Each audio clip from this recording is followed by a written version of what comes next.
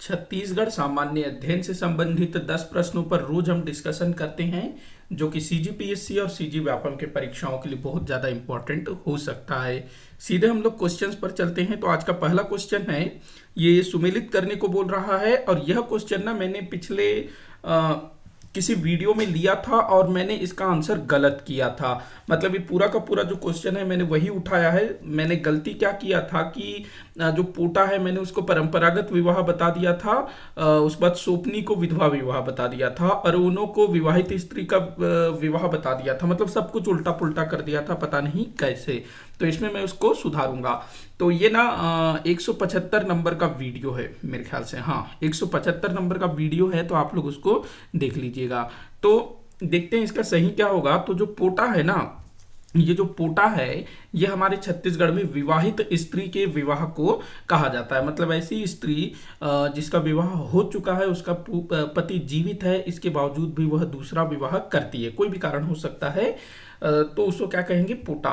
वहीं सोपनी जो है ना, ये परंपरागत विवाह होता है। परंपरागत विवाह जिसमें लड़के लड़की की खोज होती है ना, जो लड़का की खोज होती है या फिर लड़की की खोज होती है। हमारे छत्तीसगढ़ में ना जो लड़के वाले हैं वो लड़की के घर जाते हैं, अलग अलग होता है सब में। तो जो परंपरागत विवाह है उसको सोपनी कहा जाता है। अरुणो जो है हमारे छत्तीसगढ़ में विधवा विवाह को कहा जाता है। तो देखो, पहले का हो जाए, ए का हो जाएगा 3, दो, बी का हो जाएगा 1, और सी का हो जाएगा 2। उसके बाद जो पायसोत्तुर दिया है ये है अपहरण विवाह, तो इसका हो जाएगा 4। तो ये इसका राइट आंसर है। मैंने पिछले वाले वीडियो में ना इसका गलत आंसर कर दिया था, इसके लिए मैं माफ़ी चाहूँगा। पता नहीं मेरे दिमाग में क्या चल रहा था। ये मतलब कोई बहुत कठिन चीज़ भी नहीं है, बड़ा ही सरल चीज़ है, और इसको मैंने ऐसी गलती कर दी। तो आप लोग इस तरह की गलती मत करना। तो 3 1 2 4 आपका आंसर होगा। 3 1 2 4, इसको पहले क्लीन कर लेते हैं।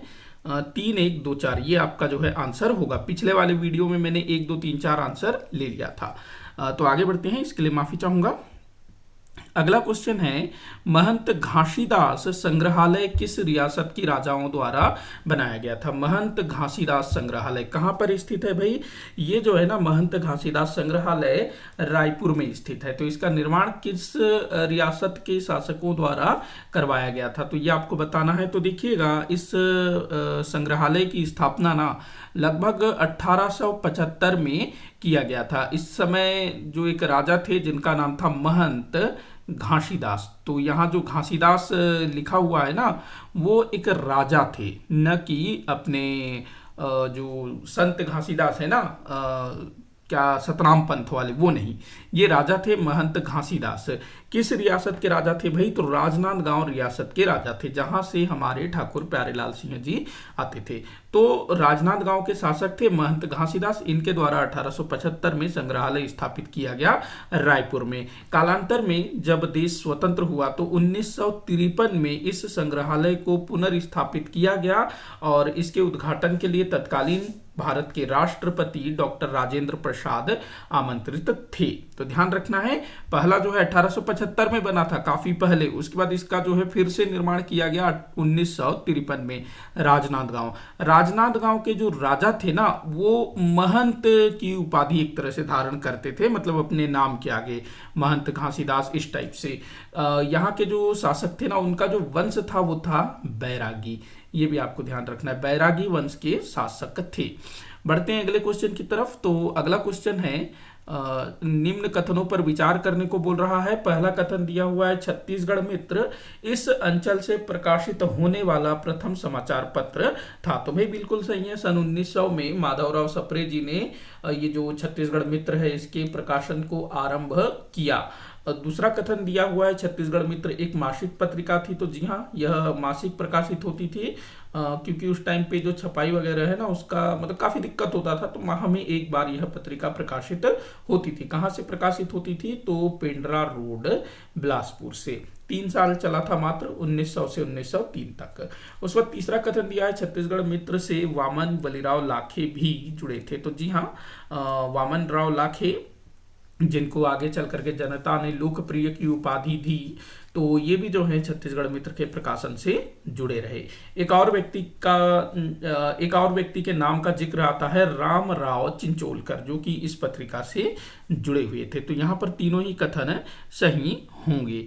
बढ़ते हैं अगले क्वेश्चन की, सॉरी इसका कूट देखना है ना, तो यहाँ पर आपका जो आंसर हो जाएगा वो होगा उपरोक्त सभी कथन सही है, ये आपका जो है आंसर होगा। अगला क्वेश्चन देखते हैं, अगला क्वेश्चन देखते हैं जो है अविभाजित मध्य प्रदेश की प्रथम महिला मंत्री छत्तीसगढ़ के किस रियासत की भूतपूर्व महारानी थी। तो देखो अविभाजित मध्य प्रदेश, इसका क्या मतलब होता है, जब मध्य प्रदेश का विभाजन नहीं हुआ था तो उस समय की बात कर रहा है कि अविभाजित मध्य प्रदेश की प्रथम महिला मंत्री छत्तीसगढ़ के किस रियासत से थी।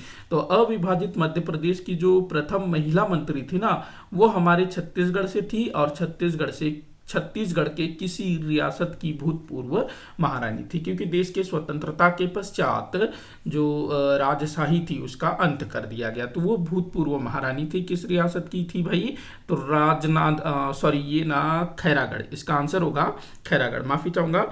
तो खैरागढ़ की नहीं, एक मिनट है, ये खैरागढ़, हाँ खैरागढ़ की राजकुमारी थी। यहाँ पर ना खैरागढ़ नहीं दिया है, माफी चाहूंगा।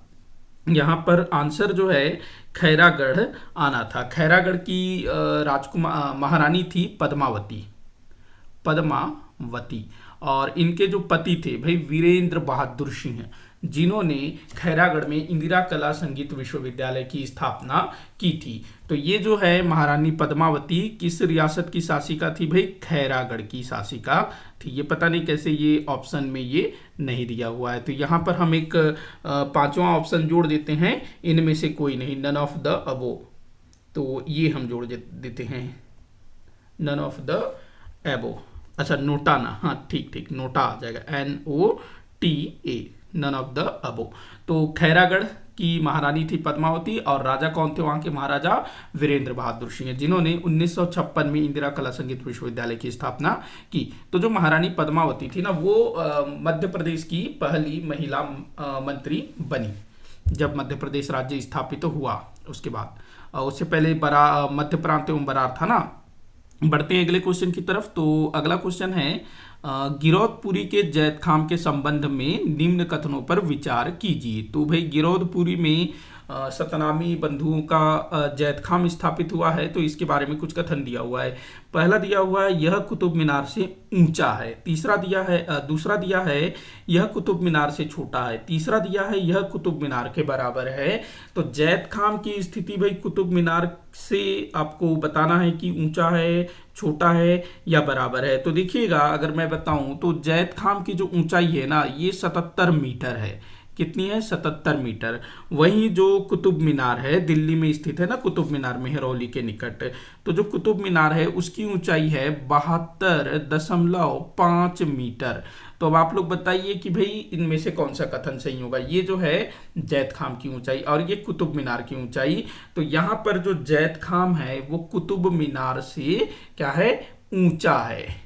तो आपका जो कथन एक है ये सही हो जाएगा, ध्यान रखेंगे इस चीज को। तो कुतुब मीनार से ऊंचा है, लगभग 4.5-5 मीटर ऊंचा है कुतुब मीनार से। अगला क्वेश्चन है, उपरोक्त में से कौन से कथन सही है, ये आपको बताना था ना। तो कथन एक सही है, केवल कथन एक सही है। अगला क्वेश्चन है, बस्तर जिले के कांगेर घाटी राष्ट्रीय उद्यान में प्रमुखतः किस जनजाति का संकेंद्रण मिलता है। तो बस्तर जिले में है ना कांगेर घाटी राष्ट्रीय उद्यान, जो कि हमारे छत्तीसगढ़ के 3 राष्ट्रीय उद्यानों में से सबसे छोटा है। लगभग 200 वर्ग किलोमीटर के क्षेत्र में यह फैला हुआ है। तो यहाँ पर इस क्षेत्र में प्रमुखता किस जनजाति का संकेंद्रण देखने को मिलता है, ये आपको बताना है।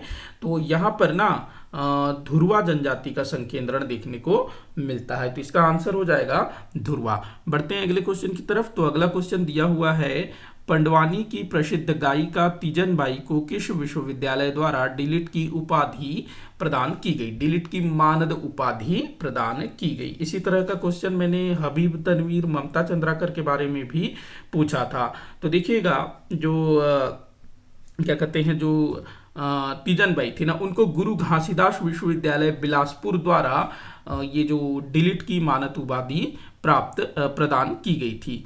बढ़ते हैं अगले क्वेश्चन की तरफ। अगला क्वेश्चन दिया हुआ है, रायगढ़ जिले में धातु कला का कार्य करने वाली जाति कौन सी है?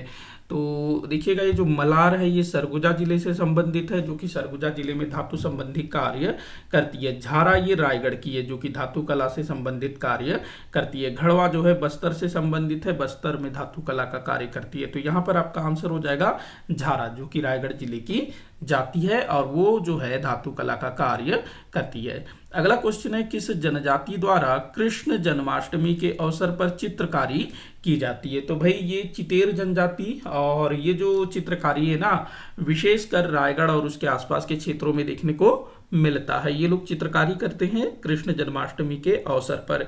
इसके अलावा विवाह उत्सव के समय भी, जब विवाह वगैरह होता है ना, तो उस टाइम पर भी चितेर जनजाति के लोगों को चित्र बनाने के लिए आमंत्रित किया जाता है। ये मुख्यतः उड़ीसा से हैं।